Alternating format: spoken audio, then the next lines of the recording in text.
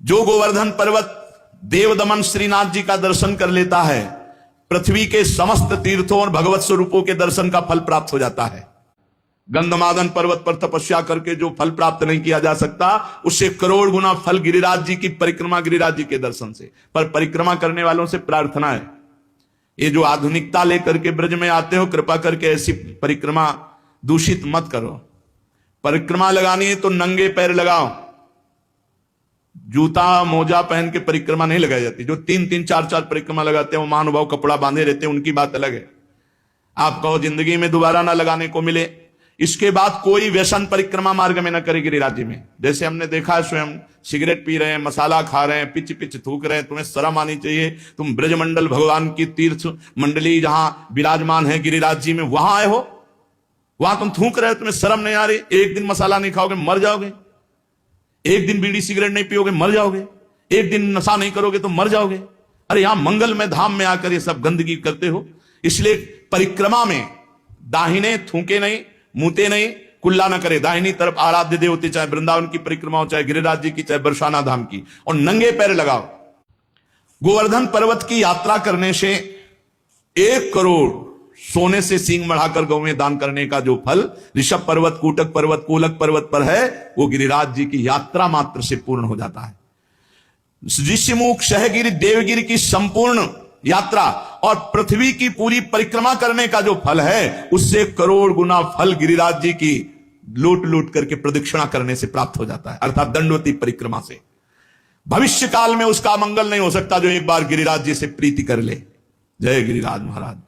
श्री शैल पर 10,000 वर्ष तक जो तप और यज्ञानुष्ठानों का फल मिलता है, गोवर्धन के पुच्छ कुंड में, जहां अप्सरा कुंड है, पुछरी की लोठा के पास स्नान करने से वो फल प्राप्त हो जाता है।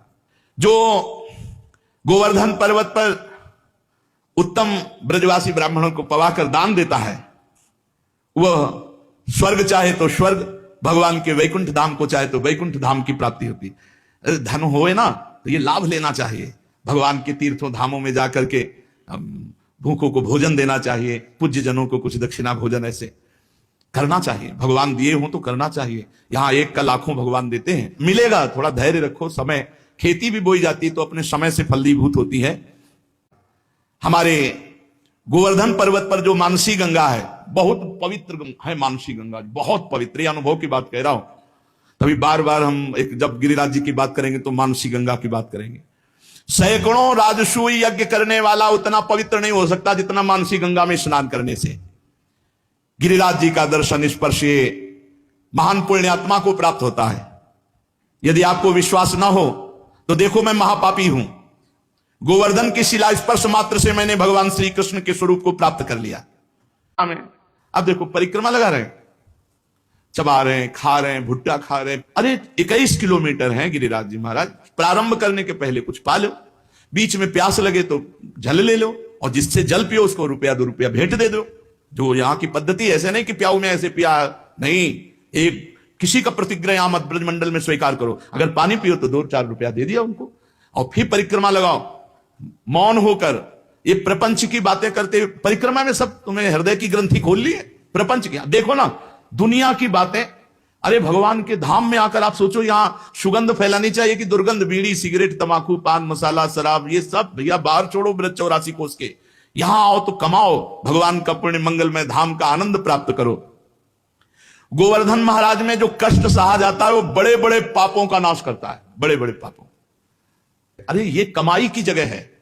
यहां उपवास करके खूब मंत्र, खूब नाम जप करो, भगवान का कीर्तन करो, परिक्रमा लगाओ, दंडवती लोटो, जन्म जन्म के पाप नष्ट करके लोक परलोक की उन्नति को प्राप्त हो। पर नहीं, बुद्धि भ्रष्ट है। यहां आए होटलों में वही संसारिकता, वही गंदी बातें। कैसे तुम्हारा मंगल होगा? 1-2 दिन के लिए श्री जी ने कृपा करी कि धाम प्रवेश पा जाओ, धाम में आके होटलबाजी इधर उधर। अरे ठीक है, कहीं रहो।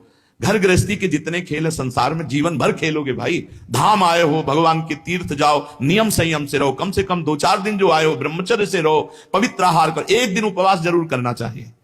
तीर्थवास का एक नियम है कि कम से कम 3 दिन रहे तो 1 दिन उपवास करे, दूसरे दिन फलाहार, तीसरे दिन 1 बार अन्न ले ले, और खूब साधन भजन करे। ये तो कमाई का देश है। देखो, जो कर्म करोगे उसका आपको फल भोगना पड़ेगा। चरित्र सुन करके भयभीत होना चाहिए, और भगवान की शरण में जाना चाहिए और वो उपाय करना चाहिए जिससे हम निष्पाप हो जाएं, हमें दंड भोगने को ना मिले, हमें कम से कम अगला जन्म मिले तो सुअर कुत्ता का ना मिले, फिर मनुष्य जन्म मिले और हम साधना करके भगवान की प्राप्ति करें। मनुष्य जीवन बड़ा दुर्लभ है। दुख की निवृत्ति के लिए कोई भ्रमित मत होना, बार बार आपसे कह रहे हैं। जब तक आप स्वयं अनुष्ठान नहीं करेंगे, स्वयं भजन नहीं करेंगे, तब तक आपके दुख को कोई मिटा नहीं सकता, नहीं मिटा सकता।